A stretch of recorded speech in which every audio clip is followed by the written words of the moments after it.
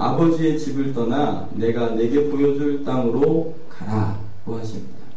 여기서 1절의 핵심 단어는 떠나라는 단어와 가라는 단어입니다. 하나님께서 아브라함에게 구속사의 역사를 이루시려고 아브라함을 택하셨습니다. 아담으로 시작을 했지만 아담과 하와가 범죄했지요. 그래서 그 모든 사람들이 이 죄 가운데 거하고 말았습니다. 하나님 그걸 보고 계시다가 그 죄악이 관영하여 노아 때에 홍수로 심판을 하시죠. 그래서 누가 남았나요? 네, 노아와 노아의 가족들만 남고 온 인류가 다 죽었습니다. 그러니까 노아로부터 다시 시작한 것이죠. 그런데 노아로부터 다시 시작했는데 그 다시 시작한 인류가 또 하나님 앞에 범죄하고 하나님을 대적하고 하나님을 떠났습니다. 근데 하나님께서 이미 노아에게 약속하시기를 이제 다시는 물로 심판하지 않으시겠다 하셨기 때문에 심판은 하지 않으시고요. 창세기 11장에 바벨탑 사건으로 언어를 흩어버리십니다. 그리고 하나님의 구속사의 완성을 위하여 또 한 사람을 택하는데 그 한 사람이 아브라함입니다. 근데 아브라함이 하나님 앞에서 이 복을 누리고 경험하려면 반드시 전제되는 것이 있는데 그가 순종해야 한다는 것이에요. 아브라함을 주님이 택하셨는데 그를 보셨는데 아브라함의 고향이 어디냐면 이제 갈대아 우르라고 합니다. 여러분들이 그 티그리스와 유그리스 강 그 강변에 있는 그 아브라함의 고향이 우르라는 곳이에요. 이제 그곳에서 아브라함을 부르시고 만나시고 이제 새로운 일들을 이루시기 위하여 그를 불러내신 겁니다. 그래야 2절과 3절을 경험할 수 있습니다. 그러니까 1절은 굉장히 중요합니다. 만약에 아브라함이 1절에 반응을 못했다면 하나님께서 아무리 좋은 것으로 그에게 주시려고 했었어도 그것을 누릴 수 없게 되는 것이죠. 우리가 오랜 시간 동안은 2절과 3절을 많이 묵상했습니다. 참 좋지요. 이 말씀 굉장한 것입니다. 그런데 이 말씀을 이제 누려야 하는데 그러면 반드시 1절의 과정을 거치셔야 합니다. 그러니까 아무에게나 주는 게 아니라는 거죠. 특별히 오늘 1절에 보면 너희 고향과 친척과 아버지의 집을 떠나라고 말씀하고 계십니다. 너희 과거 성경에 보면 너희 본토, 친척, 아비 집을 떠나라 그렇게 되어 있죠. 누리려면 떠나셔야 합니다. 이것이 진리입니다. 하나님의 은총과 부르심을 누리시려면 떠나가셔야 합니다. 그런데 본토, 친척, 아비 집을 너희 고향과 그리고 친척들과 또 아버지의 집을 떠나라 합니다. 이 말씀이 무엇이고 또 오늘 21세기를 살아가는 우리들에게 적용할 수 있다면 어떤 것이 될 수 있을까 이제 묵상하게 되었습니다. 여러분들 지금 아브라함을 부르시는 그 시절에 그 몇천 년 전에 그 중동 땅은 황폐했습니다. 그리고 지금처럼 이렇게 도시 문명이 활성화되어 있지 않았습니다. 그러나 아브라함의 고향이었던 우르는요, 이 4대, 우리 세계의 4대 문명의 발상지입니다. 그러니까 그 당시에도 굉장히 문화적으로나 정치적으로나 군사적으로나 경제적으로 굉장히 부유했던 도시국가를 이루고 있었어요. 그러니까 성벽이 있고 거기서 안전함을 경험할 수 있었습니다. 그러나 성벽을 나가면 바로 뭐예요? 광야고 사막입니다. 그리고 그런 광야와 사막에는 이 도적대들이 많았습니다. 그리고 이 도시 문명이 발달되지 않았기 때문에 이 족속들이 법도 없고 중앙 통치도 안 되고 경찰권도 없고 그러니까요. 어디 가서 누구의 손에 죽어도 찾을 수도 없고 알 수도 없는 거예요. 그만큼 그 당시에 성 바깥으로 나간다는 것은 위험한 일이었습니다. 그런데 하나님께서 그곳을 떠나라는 거예요. 아브라함을 안전하게 둘러싸고 있었던 그 성을, 그 본토, 친척, 아비집을 떠나라는 것이죠. 우리가 이 말씀을 통해 묵상할 수 있는 한 가지는 우리의 안전함을 버리고 하나님을 따라갈 수 있는가라는 것입니다. 여러분들은 무엇에 안정감을 누리십니까? 통장에 있는 잔고를 보시면 안정감을 누리시나요? 이 정도 있구나. 여러분들 우리 자녀들을 보시면 안정감을 누리시나요? 이것도 이 정도 키워놨으니까 내 노후는 책임져 주겠군. 뭐 그런 안정감이 있으시나요? 꿈에도 못 꿔요? 우리들을 향하신 하나님의 그 부르심 중에 한 가지는 우리가 안전함을 근거로 생각했던 것들에 대하여 이제는 그것들을 내려놔야 한다고 우리에게 도전하십니다. 하나님께서 내가 안정감을 가지고 누렸던 것들, 내 통장의 잔고가 됐든 내 남편이 되었든 자식들이 되었든 혹은 내가 가지고 있는 재산들이 되었든 혹이라도 내가 하나님 외에 안정감을 확보하고 있는 무엇인가가 있다면 하나님께서 그것을 내려놓고 하나님을 따라 가라고 말씀을 하십니다. 무엇에 안정감을 누리고 계시나요? 한 여자 선교사님께서 오지에 홀몸으로 가셔서 선교 활동을 하고 계셨어요. 그래서 주변 사람들이 그 오지에 가서 너무 위험하지 않냐고, 그 위험한 곳에 가서 어떻게 혼자 그것도 여자 몸으로 이렇게 선교를 하고 계시냐고 그렇게 위로 겸 격려 겸 말하기를 시작했어요. 그랬더니 그 여자 선교사님께서 이런 말씀을 하시더라고요. 그렇군요. 그런데요, 하나님이 부르신 그곳이 제일 안전한 곳이에요 라고 말씀하시더라고요. 여러분들 대한민국이 안전합니까?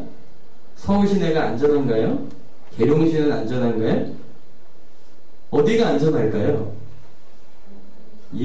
하나님이 계신 그곳이 제일 안전합니다. 하나님이 부르신 그 자리가 제일 안전한 자리입니다. 왜냐하면 하나님이 돌보시고 지키시기 때문인 거죠. 하나님께서 이 도시지역에 우리를 부르셔서 이곳에 머물게 하시면 이곳이 제일 안전한 곳이고요. 때로는 저 오지의 정글 안으로 우리를 부르신다면 그곳이 가장 안전한 곳입니다. 하나님이 돌보아 주시기 때문인 것이죠. 하나님께서 우리를 예수 그리스도를 믿고 구원함을 거둔 주의 백성들이 주님을 이제 알아가고 의지하기 시작하면서 하나님께서 우리에게 하나님만 의지하는 법을 가르쳐 주십니다. 전에 내가 의지하고 있었던 것들을 이제 하나 둘씩 내려놓을 수 있도록 격려하시는 것이죠. 그래서 정말 의지해야 될 것이 무엇인가를 알게 하십니다. 저는 저희 아버님이 자전거를 가르쳐 주셨습니다. 자전거 타실 때 다 타시죠? 멋있게 타고 계시죠? 근데 자전거를 처음 배울 때 너무 불안하잖아요. 그러니까 저희 아버님이 뒤에서 딱 붙잡아 주시고는 이렇게 밀어 주셨습니다. 그러면 제가 막 페달을 밟고, 그때는 키가 작아서 이게 엉덩이를 못 안고 이렇게 서가지고 막 달렸어요. 그러면서 제가 외쳤습니다. 아빠, 무서우니까 손 놓으면 안 돼, 손 놓으면 안 돼. 그러면서 한참 달렸습니다. 그래서 한참을 달렸어요. 아버지가 뒤에서 뭐라 그랬는지 아세요? 붙잡고 있어, 붙잡고 있어 이러셨거든요. 전 진짜 붙들고 계신 줄 알았어요. 한참을 달려가는데 제가 페달을 밟고 힘이 붙고 가니까 아버지가 옆에서 같이 뛰시면서 안 잡고 계시더라고요. 물론 조금 다른 방향의 이야기이지만 저는 아버지가 붙잡고 있어야만 내가 자전거를 탈 수 있다고 생각했어요. 그런데 그것을 놓아도 달릴 수 있다는 사실을 경험하게 하시는 것이죠. 전 제가 안정감을 누리고 있는 것들이 제 통장 안에 잔고가 쌓여야, 그리고 나의 부모님들이 아주 그냥 돈 많고 힘 있는 부모님들이 계셔야, 혹은 우리 자녀들이 좀 좋은 직장에 다녀야, 그래야 내가 불안하지 않고 내가 염려하지 않고 살 수 있을 거라 생각했는데, 예수님을 만나고 나서 내가 정말 의지해야 될 것이 무엇인지, 내가 그것을 의지하지 않아도 때로는 그것이 사라져도 내가 인생을 살아갈 수 있다는 사실을 경험하게 하시는 것입니다. 하나님의 그런 은혜를 경험하시길 바랍니다. 내가 의지하는 것이 무엇인가? 하나님께서 저에게 뭔가 사인을 주신다면 그 부분에 대하여 내려놓으시는 은혜가 있으시길 바랍니다. 너희 본토 친척 아비집, 너희 고향과 친척과 아버지의 집을 떠나라고 하시는 또 하나의 의미는 익숙함에서 떠나라는 것입니다. 아브라함의 나이가 몇 세였을까요? 4절을 보시면 한번 읽어볼까요? 이에 아브라함이 여호와의 말씀을 따라갔고 롯도 그와 함께 갔으며 아브라함이 하란을 떠날 때에 75세였어요. 그러니까 아브라함을 하나님이 만나셨을 때 나이가 75세였습니다. 여러분들 젊은 친구들에게 인생을 도전하라 한다면 그건 합당한 말이 될 수 있죠. 아니, 도전하지 않는 그런 젊은 20대가 있다면 오히려 그 친구들이 더 이상한 거예요. 그런데 나이가 한 75세쯤 되면 어떻게 하시나요? 하던 일도 내려놓으시잖아요. 하던 일도 멈추시잖아요. 이제 은퇴하시잖아요. 그리고 인생을 이렇게 나름 이제 이렇게 누리고 즐기실 생각들을 많이 품는 나이가 75세쯤의 이야기입니다. 그런데 그런 아브라함에게 네가 익숙하게 지내던 그 장소를, 그 공간을 떠나라고 말씀하시는 거예요. 새로운 모험을 하라고 도전하고 계시는 것이죠. 이제 새로운 것을 하나님이 경험시켜 주시려고 하는 거예요. 새로운 것을 훈련시키려고 하시는 거예요. 그러려면 먼저 내가 익숙하게 생각했던 것에서 떠나가셔야 합니다. 여러분들 그 탁구 선수들이 탁구를 처음 배울 때 뭘 먼저 할까요? 네, 별로 안 배우셔서 네, 이 탁구의 기본 폼을 배웁니다. 이걸 한참 동안 똑같은 것을 반복합니다. 근데 탁구만 그런 게 아니더라고요. 농구도 그렇고요. 농구도 이렇게 던지는데 폼이 제대로 돼야 공이 들어가더라고요. 검도도 마찬가지입니다. 맨날 똑같은 데를 가격할 수 있도록 기본을 지속적으로 훈련합니다. 새로운 익숙함을 얻기 위하여 훈련하는 것이죠. 하나님께서 아브라함에게 너희 본토 친척 아비 집을 떠나라 고 도전하시는 것은 네가 편하게 여겼고 익숙해 있었던 삶의 습관에서 이제는 벗어나야 한다고 도전하고 계시는 것입니다. 이제 새로운 훈련 가운데 들어가라고 말씀하시는 거죠. 저희가 제자훈련을 1기를 시작을 했습니다. 제자훈련 들어오신 분들은 아시겠지만 숙제도 해야 돼요. 그죠? 안 보던 성경도 보셔야 해요. 거기다가 요약까지 하래요. 할렐루야. 뭐 흰게 종이고 검은게 글씨다 그냥 그러고 마음 비우고 읽었었는데 이제는 요약도 하라는 거예요. 거기다가 암송도 하랍니다. 성경도 찾아서 적으셔야 돼. 어떤 분들은 일주일에 한번 먼지 털고 들고 오셨는데 이제 숙제하시려고 성경을 피셔야 하는 거예요. 불편하죠. 익숙치 않은 일들입니다. 그런데 그 과정을 통하여 말씀으로 내가 훈련되고 말씀으로 내가 무장되는 것입니다. 할렐루야. 어떤 분들은 일주일에 한 번 예배를 드리는 것도 제가 찾아가서 감사해야 될 분들이 계십니다. 할렐루야. 네. 그런데 어떤 분들은요, 매일매일 새벽 예배를 나오세요. 그리고 그것도 모자라서 밤기도도 나오신다고요. 그러니까 우리 각자가 어떤 수준이, 영적인 수준이 있는 거예요. 근데 하나님께서 우리의 그 수준에 그냥 머물러 있지 말고 한 걸음 더 나아가라고 도전하고 계시는 것입니다. 주일 예배만 드리시던 분들은 수요예배나 금요예배도 오시기를 축복합니다. 아멘 하셔요. 빨리 하셔요.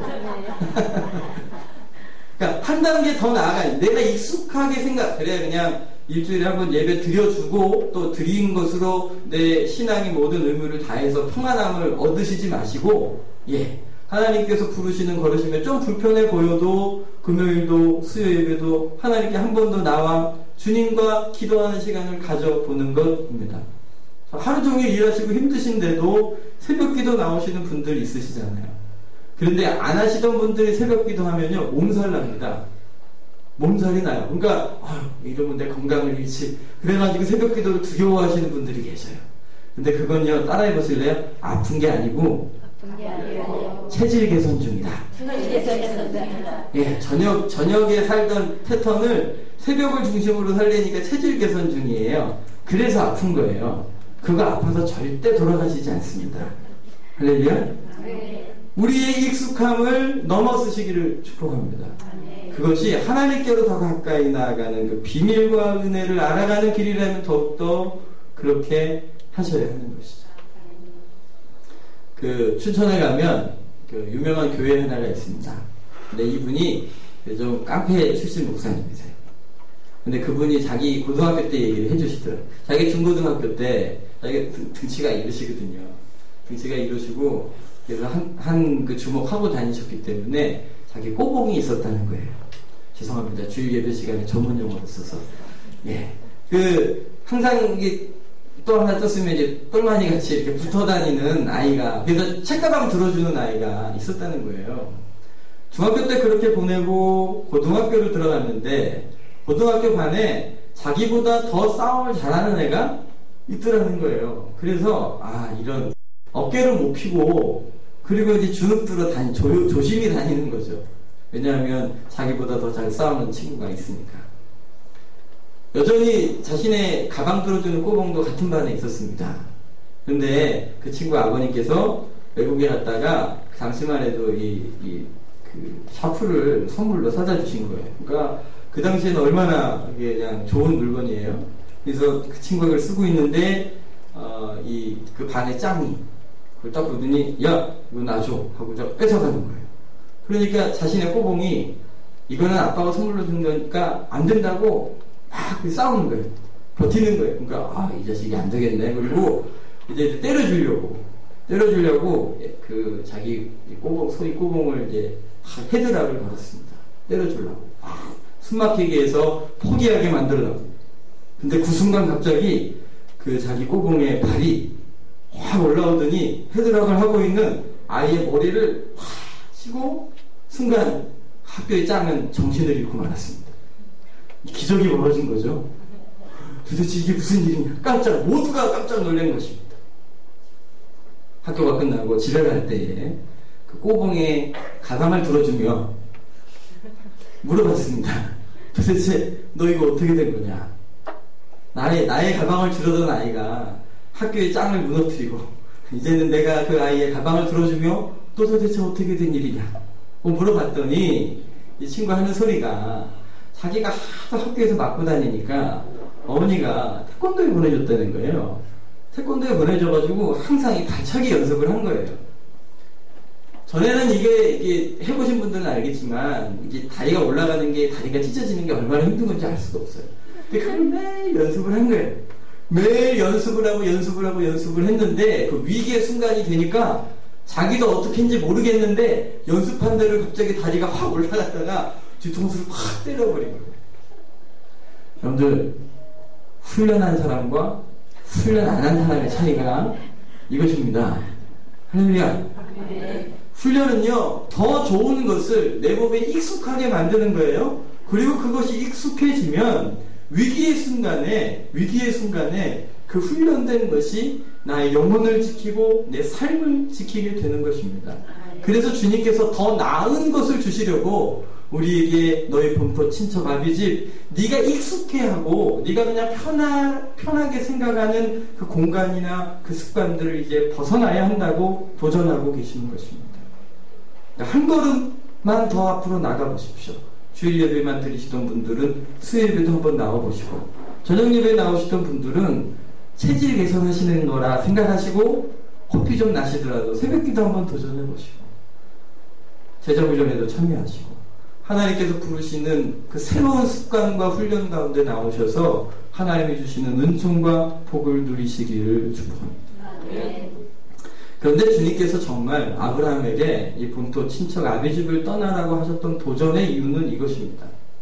당시 바벨론은 우상 숭배의 도시였습니다. 왜냐하면 당시는 이 종교와 정치가 일치되어 있는 사회였기 때문에 당시에는 그 모든 일들이 그냥 전쟁을 해도 신과 신의 싸움인 거예요. 그리고 전달되는 야사에 의하면 아브라함의 아버지는 우상을 만들어 경제적인 활동을 하고 있었던 사람이었습니다. 그 아버지가 우상을 만들던 사람이에요.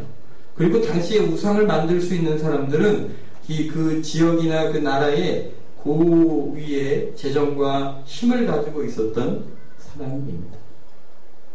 그런데 하나님께서 그런 가문의 분위기 속에 있는 아브라함을 부르신 거예요. 네가 거기를 떠나야 될 이유가 있다.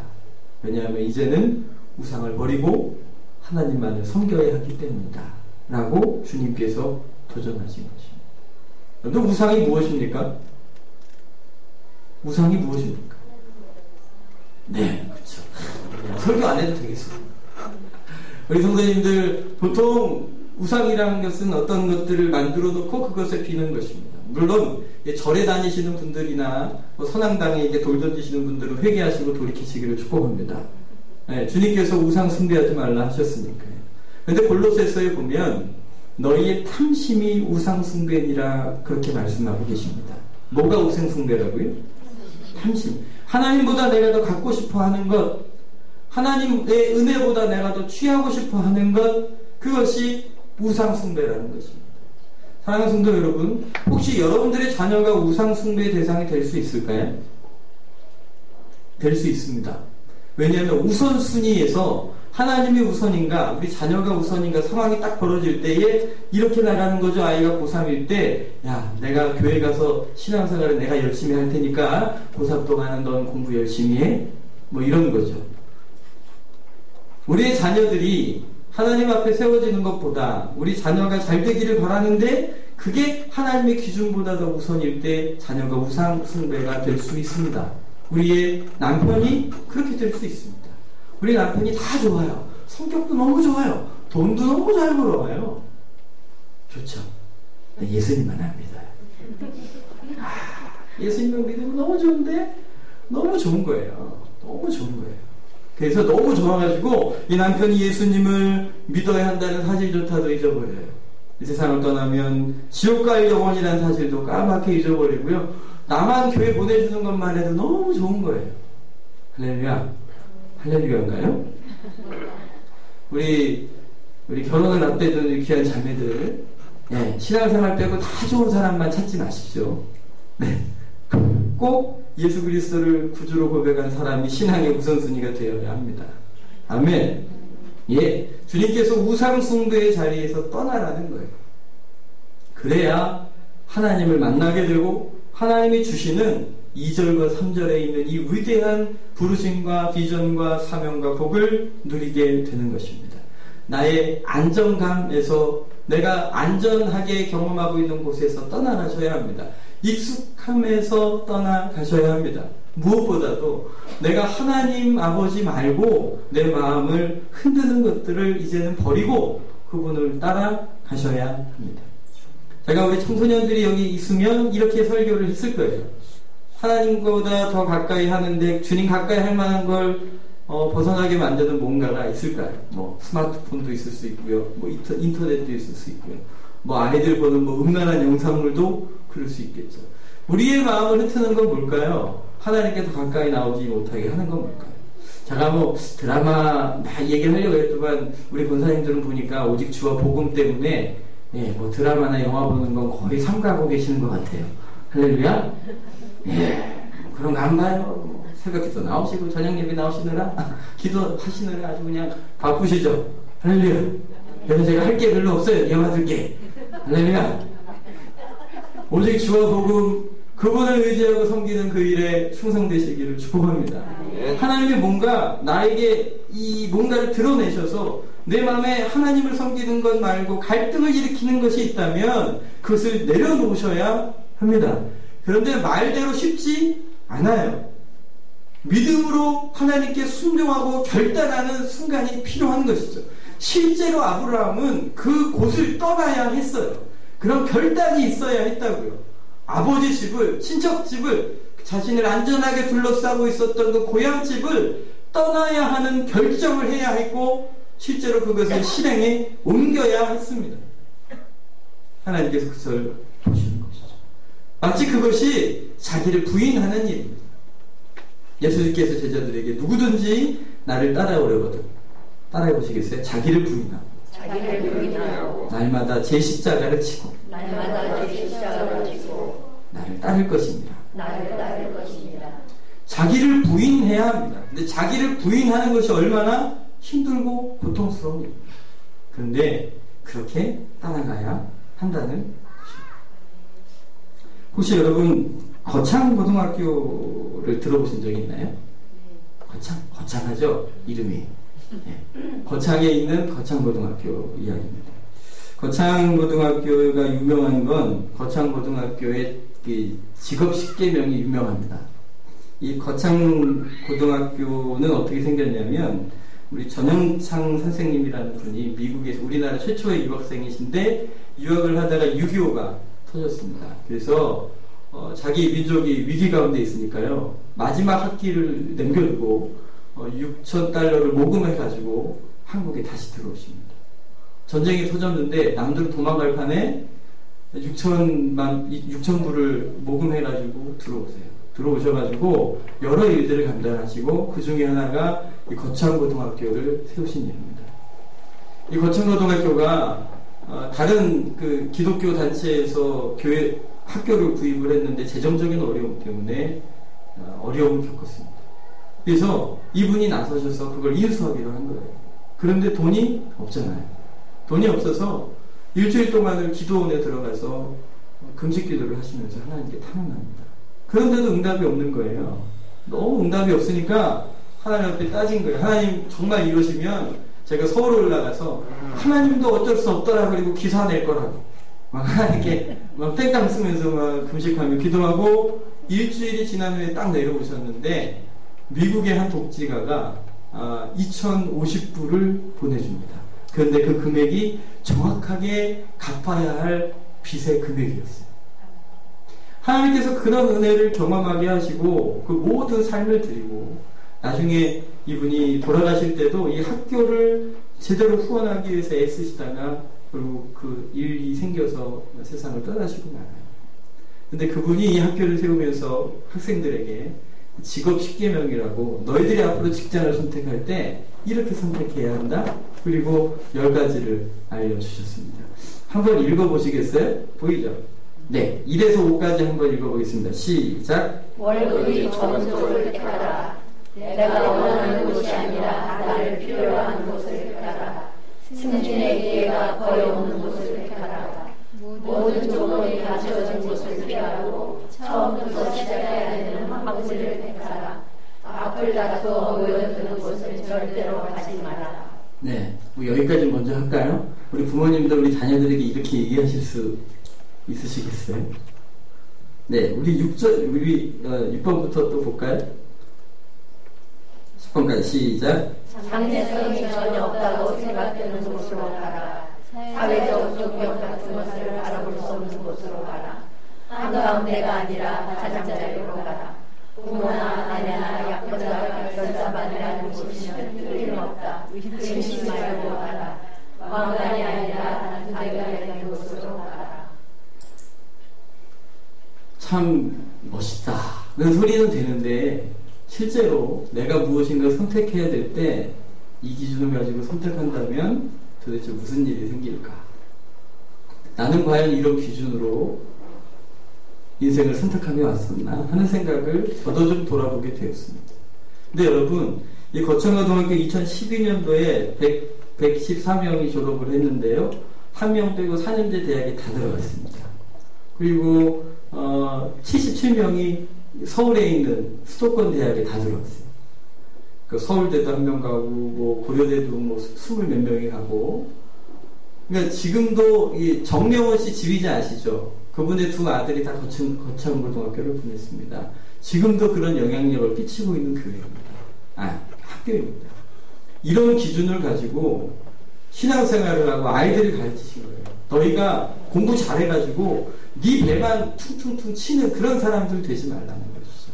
오히려 네가 공부 잘하고 해서 남주는 삶 살라고 도전하는 것입니다. 이것이 십자가의 정신 아니겠습니까? 오히려 죽기를 선택하라고 가르쳤더니 그 아이들이 학교에서 고등학교로 공부하면서 오히려 서울 시내에 있는 학교들도 못하는 일을 해내고 있고요. 그분들이 또 성장해서 사회 요소에서 큰 일들을 감당하고 있습니다.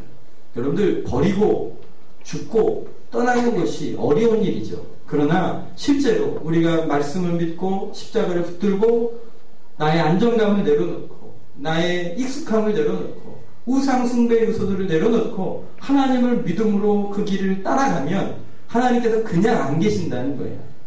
그 사람들을 복 주시고 그분들을 통하여 열방을 복받게 하는 삶 살게 하시는 겁니다. 이 세상에는 혼자 5,000명분을 다 먹는 사람들이 얼마나 많은지 몰라요.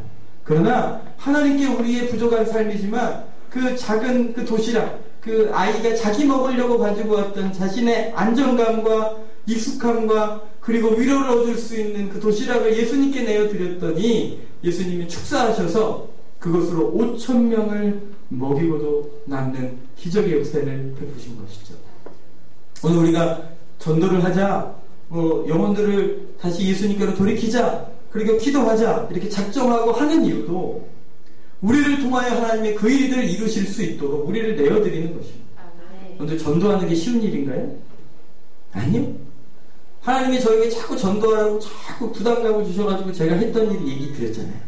하도 이렇게 하나님이 부담을 주셔가지고 전도지를 일단 들긴 들었어요.